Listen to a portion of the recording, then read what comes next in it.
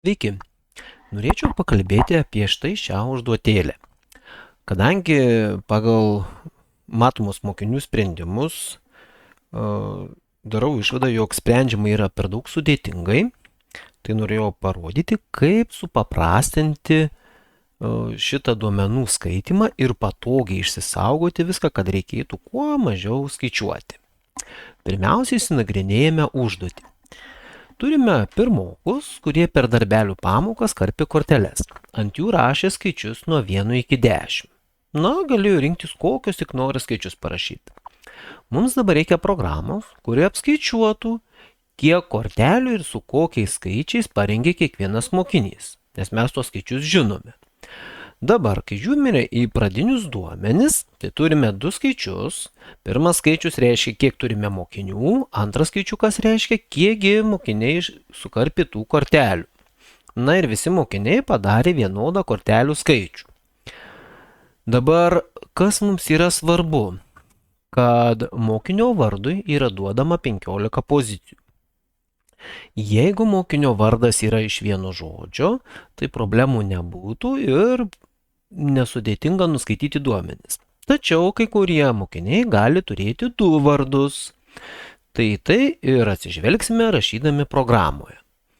Toliau, kaipgi reikėtų saugoti tas korteles, kad būtų galima kuo paprasčiau viską paskaičiuoti. Iš tikrųjų, saugoti tuos skaičius tiesiog kaip jie pateikti, tada ieškoti pasikartojimų kiekių ir panašiai yra sunkiau, nes dar gali tekti ten juos rikiuoti, kaip kas sugalvoja. Todėl siūlau daryti štai tokį variantą, kad struktūrą susikurti su vidiniu masyvu. Tai yra, į struktūrą saugome mokinio vardą, ir viduje dar yra masyvas 11 vietų. 11, nes mes pradedame skaičiuoti nuo 0, o reikia nuo vienetų iki 10, tai 0 kad ir nenaudosime, bet vis tiek jis užima vietą. Ir naudosiu dinaminį masyvą mokiniai. Kaipgi reikėtų saugoti duomenis? Tai pavyzdžiui, į štai šitą narį turėtų saugotis kas? Čia turėtų būti Andrius. Kaip toliau saugoti duomenis? Žiūrime į Andriaus duomenis. Yra 5. Tai čia reikėtų, kad pasidarytų +1. Toliau 2. Tai čia +1. Toliau 1. Aš žiūriu štai šitos eilutės. Vienetas toliau eina, penketas kartojasi. Tai jau 2 penketai, dvejetas kartojasi. Tai jau 2 dvejetai, vienetas kartojasi, 2 vienetai, dar kartą vienetas kartojasi, 3 vienetai, 8, tai 1 kartą, dar vienetas kartojasi dar kartą ir dar yra trejetas. Ir kągi mes turime?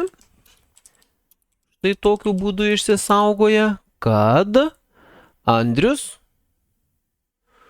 turi kortelių su vienetu 4, su dvejetu 2, su trejetu 1 ir taip toliau, kaip matote, atsakymas visiškai atitinka. Štai šito nario tiesiog spausdinime nenaudosime ir jis mums netrukdys. Ir taip veiksmus atliekame su kiekvienu mokiniu.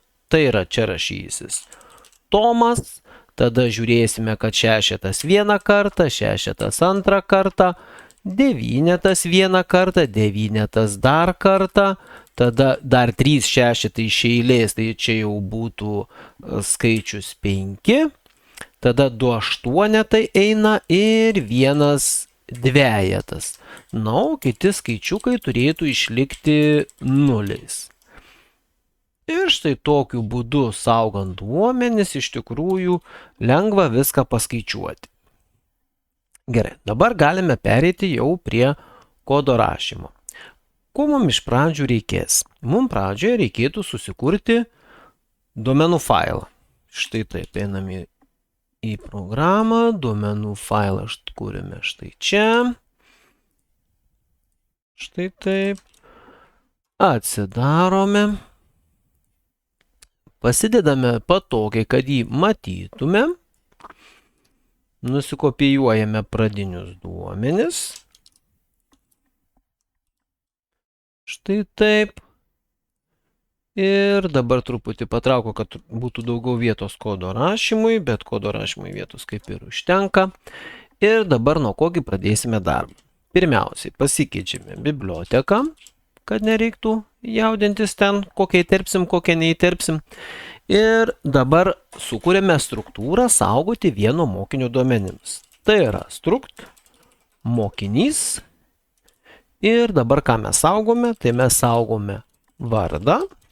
Ir šalia turime masyvą, kuris saugos visus tuos skaičiukus. Nu, pavyzdžiui, masyvas SK. Skaičiukai, ar ne? Taip. Ir bus iš viso 11 narių. Tvarkoj. Dabar taip. Aš naudosiu dinaminį masyvą. Man tai patogiau. Nereikia galvoti, kiekgi tų mokinių yra iš anksto. Tiesiog duomenų skaitimo eigoje mes tai atliksime. Ir dabar taip, masyvas vadinsis mokiniai. Sekantis žingsnis. Pas mane turėtų būti funkcija skaitymas, kad nuskaito mokinius ir surašo visus jų duomenis. Ir sekanti funkcija turėtų būti spausdinimas. Pradėkime nuo pirmosios funkcijos. Tai funkcija čia bus pas mus skaitymas. Įsimetam štai šitą masyvą. Parašom, kad būtų su nuoroda. Tai yra, kad gražintų man visus masyvo narius užpildytus. Taigi, pirmas žingsnis pas mus turėtų būti kas? Atsidarome ir pasiruošiame darbui failą. Failas vadinasi duomenys.txt. Ir kągi mes pirmiausia skaitysime iš failo. Iš failo mes skaitysime mokinių kiekį ir iškarpytų kortelių kiekį. Dėl to susikūrėme du papildomus kintamosius, pavyzdžiui, N ir K kintamieji. Ir kas tai bus? N bus pas mus mokinių kiekis ir K bus kortelių kiekis. Dabar tuos du duomenis perskaitome ir greitai pasitikriname, ar tikrai mato failą ir iš jo gali skaityti. Štai 5 N, tai viskas gerai. Reiškia, aš duomenis matau, skaitau ir dabar galiu atlikti kitus veiksmus. Taigi, kai aš jau žinau, kad mokinių yra 5, aš iš karto galiu pasikeisti masyvo dydį iki 5. Viskas, masyvas talpins 5 mokinius. Toliau sekantis žingsnis yra duomenų skaitymas. Pasidarau ciklą, kuris suksis 5 kartus, nes yra 5 mokiniai. Ir dabar turime tą problemą, kad būtinai reikia skaityti 15 simbolių, nes aš esu prie šitos užduoties padaręs testų, kad kai kurie mokiniai turi 2 vardus. Ir jeigu aš skaitysiu paprastai kaip string tipo kintamąjį, tai po pirmo vardo sustos, bandys skaityti skaičius, bet užstriks ant antro vardo ir visas skaitimas toliau bus sustojęs. Tai ką daryti, kad viso šito išvengti? Pirmiausiai naudojama komanda whitespace. Tai ką daro? Praleidžia tarpus ir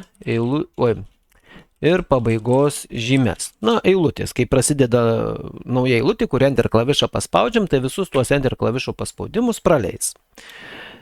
Ir atsistos tiesiai prieš vardą. Dabar mums reikia susikurti papildomą simbolių masyvą, kuris galėtų išsaugoti visus tuos skaitomus simbolius. Tai aš kuriu char tipo masyvą ir kuriu 16 dydžio. Vardui yra skirta iš viso 15 simbolių, bet masyvą reikia susikurti vienu simboliu daugiau, nes yra saugoma pabaigos žymė. Tai pabaigos žymė tai yra null terminatorius, štai taip jis rašosi. Ir kadangi jis užima vieną masyvo vietą, dėl to masyvą reikia kurti vieną vietą daugiau. Toliau, iš failo imame į masyvą temp 15 simbolių. Tai šitoje vietoje ar 15 ar 16 parašysiu skirtumo nėra, nes į masyvą talpina vis dėlto tik 15 simbolių. Perskaito tą 15 simbolių ir tada jau galiu sakyti, kad į masyvą mokiniai įtąjį narį, vardas pasidaro lygus šitam mano laikinam simbolių masyvui.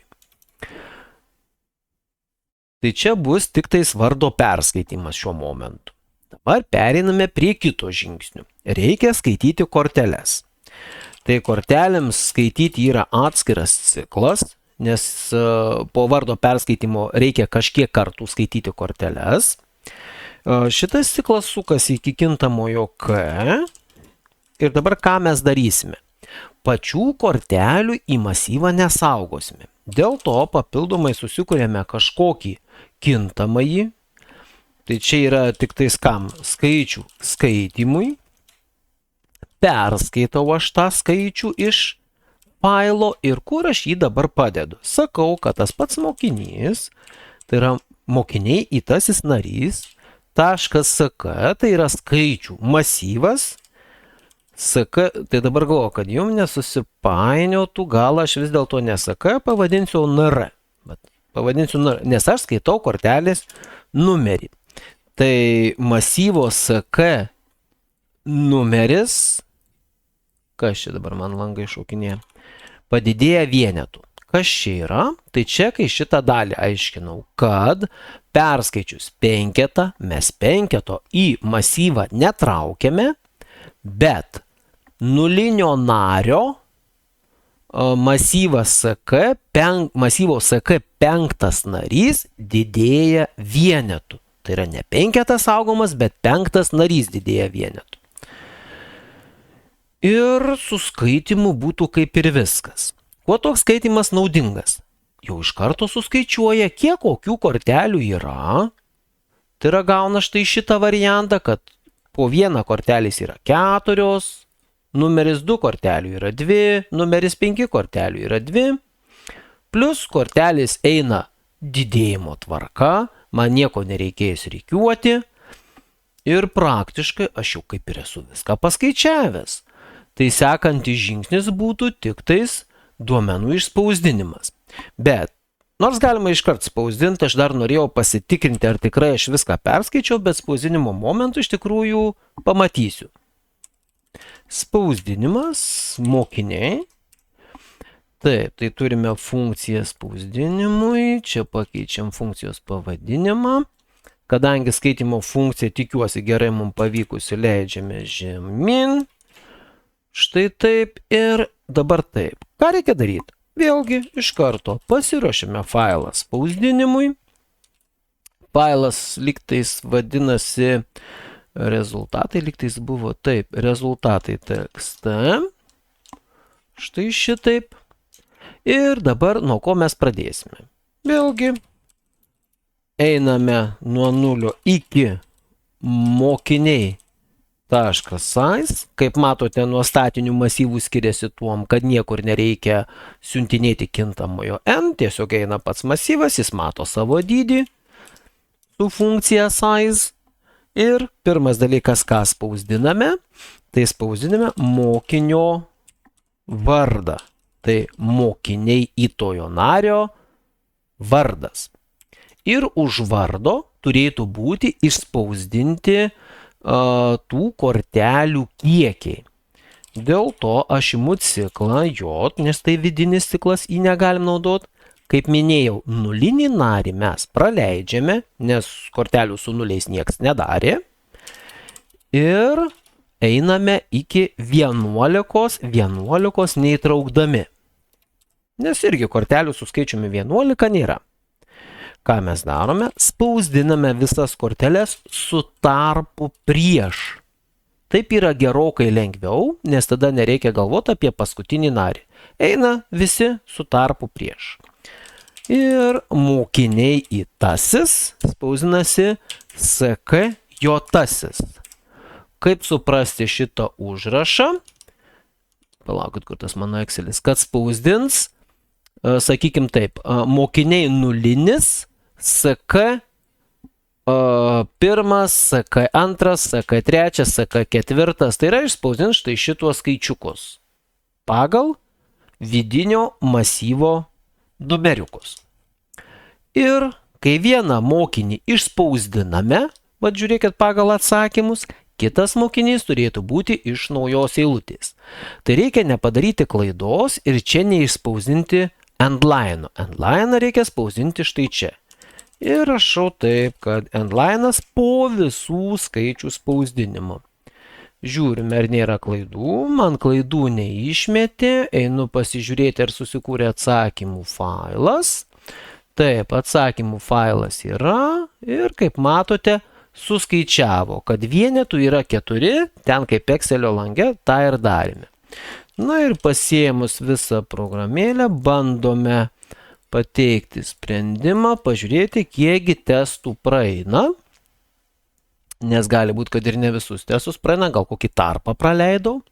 Štai žiūrėkit, testai visi žali, viskas gražu ir pažiūrėkime paskutinį testą. Paskutinėme teste yra pavyzdžiui mokinys Rasa Jurga. Ir jeigu mes nedarytume 15 simbolių skaitymo, tai mūsų skaitimas po žodžio Rasa užstrigtų, nes žodį Jurga bandytų skaityti kaip kortelių numerius. Ir viskas. Ir šitoj vietoj skaitimas užstrigtų. Lygiai taip pat turime mokinį ir Tomas Jurgis. Irgi negalėtų skaityti štai šioje vietoje. Na, tikiuosi, tiek informacijos užteks. Ir būsite supratę, kaip galima panaudoti vidinį masyvą, kaupti kiekiui kortelių ir lygiai taip pat, kaip galima perskaityti nurodytą simbolių kiekį. Sėkmės!